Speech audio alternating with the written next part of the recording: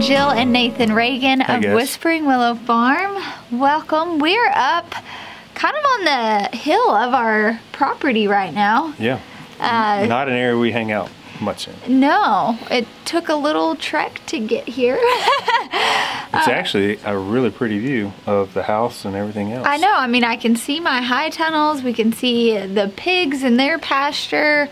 It is actually quite lovely up here, kind of on the ridge. So we live on a ridge in central Arkansas on about 4.5 acres.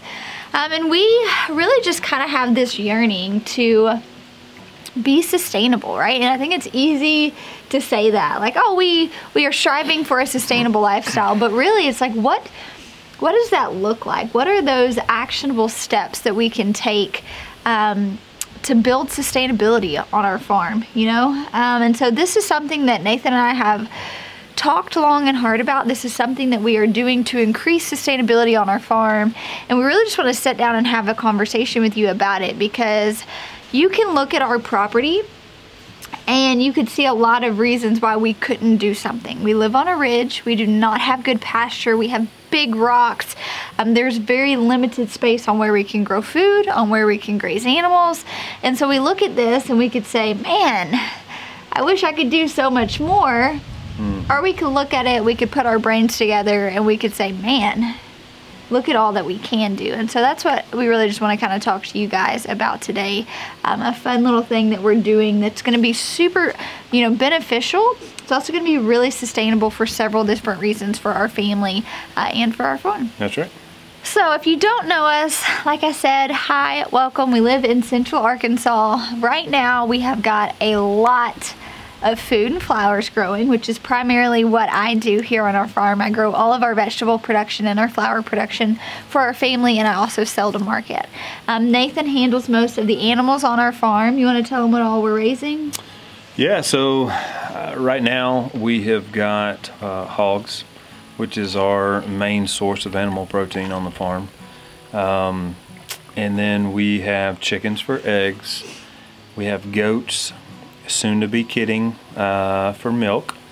And so we are wanting to add another source of animal protein. We eat a lot of pork, and we buy beef locally from some friends of ours that have lots of land and have lots of cows. And so this is just another way for us to add another source of animal protein. But it adds so many more things. Which we didn't even tell them. You just told them the animals we did have. Oh, so we're adding sheep. We are adding Katahdin. Katahdin. They're hair sheep. Hair sheep. So although the animals are Nathan's thing per se, I handle the goats, but I do like to know, all the basic things, and I like to equip myself with knowledge, because I do think that knowledge is power on so many different things. If you can educate yourself, you're never going to regret having knowledge in a lot of diverse topics and different things. And so I found out that the Katahdin sheep were actually named after Mount Katahdin, which is the highest peak in Maine. That's right. Because the person who bred the Katahdin sheep were from Maine, and so that was really cool. And they're hair sheep, so I'm not skilled in shearing sheep. We've asked around, there's like no one local to us that can shear sheep, and apparently it's really outrageous, and then the cost of wool is really down, and so we knew we didn't want sheep that we needed to shear, and so essentially these Katahdins will shed their own winter coat. So they'll put on a heavy winter coat and then they'll shed it come the spring and the summertime, which is really nice, because that's just an expense and a know-how that we don't have to deal with. That's right. And that guy from Maine, when he crossed the genetics to create these Katahdins, it's kind of like, from what we're understanding, the best of both worlds. They are lean meat. Yep. Which is good. That's what we want in an animal protein. So it's lean meat.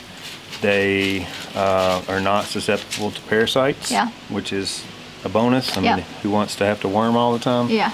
And then, like she said, we live on a ridge, and so we have more rocks than we do blade of grass. And so with their hooves, you know, they're just going to help aerate the soil. In a year's time, I bet I've spent $1,000 on grass seed, and you can't tell. You know, we have 0 topsoil. Yeah. And so, anyways, these sheep are just going to help us maintain fence lines, but also hopefully help maintain or help grow grass. Yeah, so we have 2 paddocks. We're sitting in one of them now. We will rotate them between the 2. Nathan's been diligently seeding grass seed, but it is nice. They are a sheep that, you know, they're obviously not a wool sheep, so we would be raising them for meat, which is nice because, you know, they're very docile. That's the thing with the pigs. Our mama pig, she's so lovely, but our kids can't really go in there right by themselves. She's big. She's big, yeah, and she can be super friendly, but she can even knock me down. And so having these sheep that are decent size when it comes time to harvest, but then they're like docile, and the kids can come in here and help, and I can manage them. Those are all attributes that we're looking for in an animal. Same with our goats. I don't want my kids to walk into the goat yard and get trampled down, and so just kind of having those, you know, respectable boundaries with the animals, but then it encourages our kids to want to come and get involved as well. And so I think it's going to be great. A little specs about the Katahdin sheep and kind of how we're sourcing it. I do recommend source locally if you can, which is what we did. So we our good friend worked at Heifer USA, which is somewhat local to us, about an hour from here.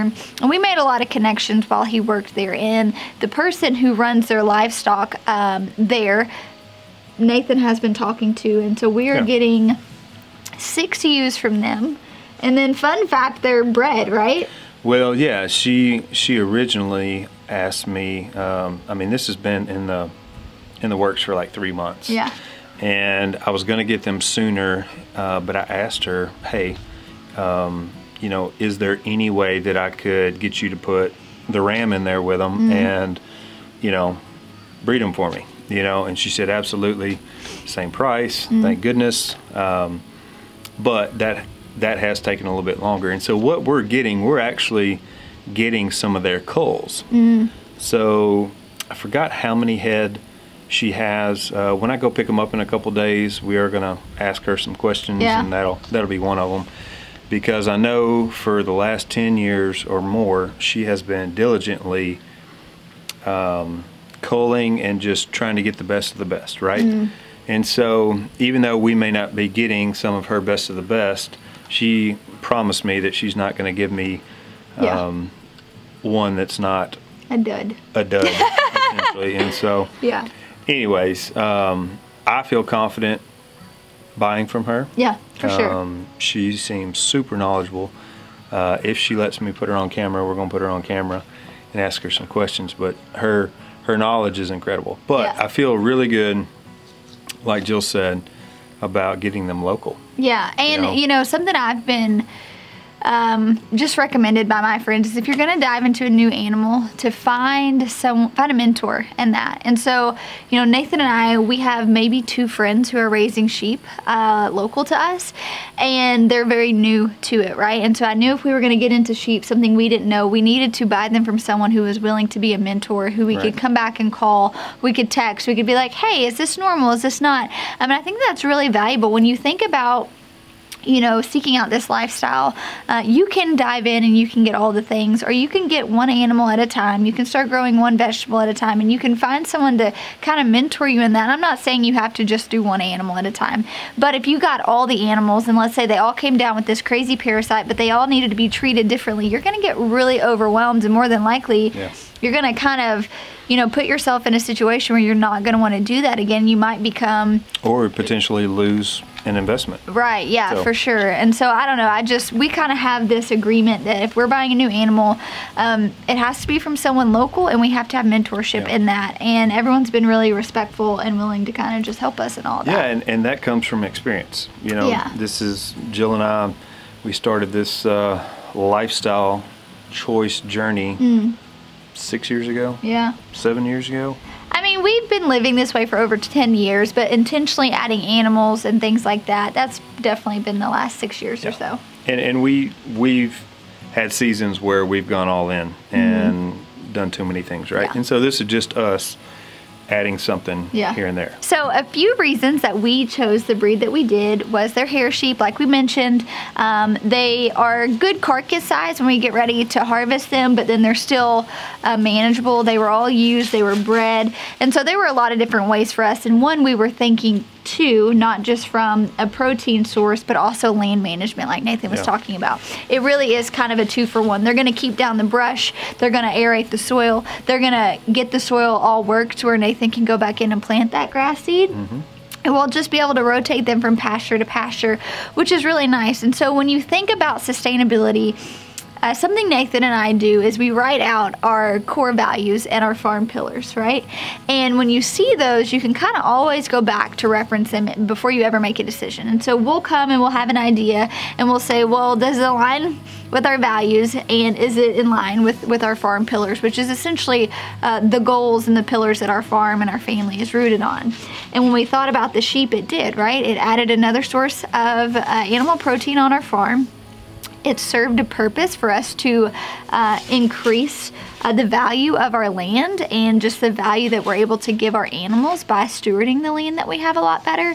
So I really encourage you guys, if you're on this quest to a sustainable lifestyle, it may not look like sheep for you, right? It may look like, you know, putting in that first garden bed. It may look like a few chickens. That's right. I think chickens are kind of everyone's gateway animal, and rightfully so. They're a low cost investment, and they, you know, they get you excited about the possibility of living on a homestead and living a life of sustainability. And so I just encourage you guys, figure out what that thing is for you. Do that thing, do it with excellence, learn everything you can, grow from that, and then keep adding. And I feel like you and I are in this season where we've had chickens for a long time. You know, we've had our pigs for over a year now. We've had our goats for a while. That we are kind of in this season of like, okay, we know how to manage the gardens. I could grow a garden with my eyes closed, right? Like, we know how to manage and raise the animals that we have. So now we're expanding that, and we're thinking of other ways we can be sustainable. I'm thinking, how do I grow my own wheat because I spend so much money in flour? I'm thinking, how do I, you know, create this? Nathan's thinking about a sawmill, right? Like we're really kind of, we're thinking outside the box, which is what I encourage all of you guys to do. If you are sitting here watching this right now and you are desiring to have a life of simplicity and sustainability, ask yourself what's stopping you and work towards eliminating those obstacles. And if it's fear, just don't listen to it.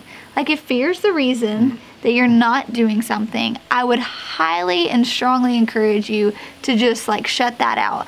Because although we don't recommend going all in because you're gonna get overwhelmed, find that one thing, go all in on that one thing and learn that well and do it with excellence. And I have no doubt it will encourage you through the process. It'll grow you as a human being. That's right. And hopefully just kind of propel you forward in all the other things that you want to do. So I know we're really excited about this adventure. I cannot wait to introduce these beautiful 6 little ewes to you guys. Yes, and so none of these are going to be first-time moms. Yeah. And so as I've been reading up on the Katahdin breed as well, the more mature ewes, we potentially are going to have twins, maybe triplets. So, you know, I obviously want to increase my herd size. Yeah. And so depending on what they throw, you know, will depend on whether we keep and add or harvest and put in the freezer, you know. And so I will say this feels so good though, to be on, I think to be in a space where we can cultivate these dreams that we've been dreaming of for a while, and we're able to take actionable steps to do things. It feels really good. We talked about for many years, we were in this dreaming stage of, oh, I'd love to have chickens, I'd love to have a garden, we'd love, you know, Nathan would love to have pigs and sheep and things like that. Now we're in this season of actually, you know, we've cultivated that dream for so long, and now we're actually starting to plant those seeds and reap the bounty of those, and it just feels really good. That's right. And, you know, stepping stones, right? Yeah. Now we've got this property that was larger than our last, and so it allows us to expand and do those kind of things. And so many more things to come. But one step at a time. Yeah, so. for sure. So if you guys are wanting to increase sustainability on your farm, it's going to look different for you than it looks for me and Nathan. But we're going to walk out this journey with you guys. We're going to share with you all of our animal adventures, all of my gardening tips and tricks, and just homemaking. You guys know that that's something I'm kind of transitioning into, is just this from scratch homegrown cooking. I'm loving it. I'm actually really loving it too. But I encourage you guys, get your pen and notepad, write out those dreams, take diligent steps to work towards those, because I promise you, you're never going to regret moving towards a life of sustainability. You're never going to regret going out in your backyard and harvesting food for dinner. That's right.